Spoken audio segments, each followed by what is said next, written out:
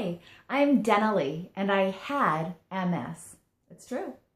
When I tell people that, often their first reaction is, well, you must have been misdiagnosed. Nobody had MS. MS is a lifelong disease. There is no cure. It's potentially debilitating. You were misdiagnosed. That's what I hear often, but I assure you I was not misdiagnosed. You know how lots of MS patients go years and years without a diagnosis. They have symptom after symptom. And eventually, after ruling everything else out, the doctors give them a diagnosis of MS because there's no other explanation for all of their symptoms. Well, that wasn't the case with me. I went in, and from my very first MRI, it was very clear. I had multiple lesions on my brain and on my spine. And in fact, the words the doctor said was, your MRI shows lesions consistent with MS. And that was my diagnosis then. It was very clear, a clear diagnosis. Well, I no longer have MS. My last MRI, which was almost 10 years ago, showed absolutely no lesions on my spine or on my brain. And in fact, the doctor said, if I had not known your history myself personally, I would never take you on as a patient. Not only do you no longer have MS, but there are no signs of you ever even having had MS. So I'm a walking miracle, it's true, but I believe that miracles come in all shapes and sizes, and that sometimes the miracle is physical healing. Sometimes the miracle is strength to get through the trials that we're having. And just because I was cured of MS, the C word that my doctor said he would never use, and he actually never said cured, he just said you no longer have MS, it doesn't mean that I'm doing all the things right and people who still have MS are not. It doesn't mean that I have more faith than somebody who still has MS. Nothing like that. It means that through the inspiration and direction and thought process and the things that I implemented in my life, a miracle did occur, and I no longer have MS, and I'm excited to share my story with you.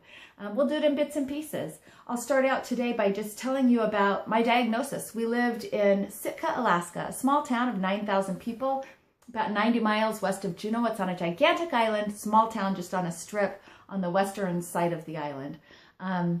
You have to go by either ferry or airplane to get to Sitka, and it is all things that you imagine Alaska to be: ocean and wildlife and mountains, and the wilderness was our backyard. It's really, really beautiful. Well, it was a summer day when I first noticed something really strange going on. I woke up in the morning and the right side of my leg was numb. And so you know how if you sit too long in a position or your hands are bent too long, how you fall, it falls asleep. Well, I got up and I stomped it and I rubbed it and I did everything I could to make the pins and needles, the numb sensation go away, and it didn't go away.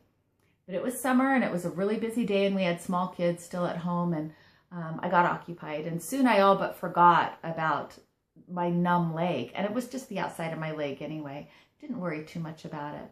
Well, a little bit of time passed, and as time passed, the numbness would spread. Before I knew it, it was covering my entire leg, and then both legs, and then on up my torso.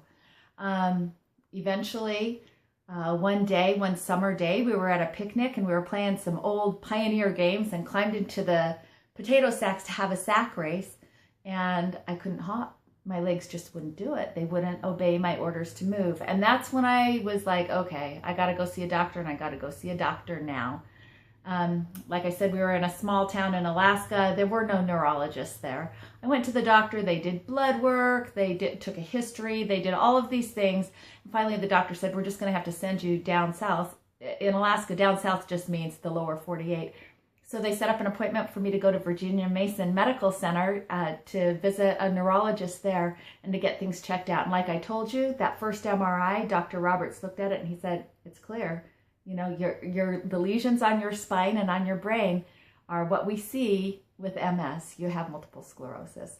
It was a devastating diagnosis because when they tell you that, the first thing, I'm sure this has happened to everybody who's been diagnosed with MS, there is no cure. It's a lifelong disease. It's potentially debilitating. All of this bad news, a barrage of bad news.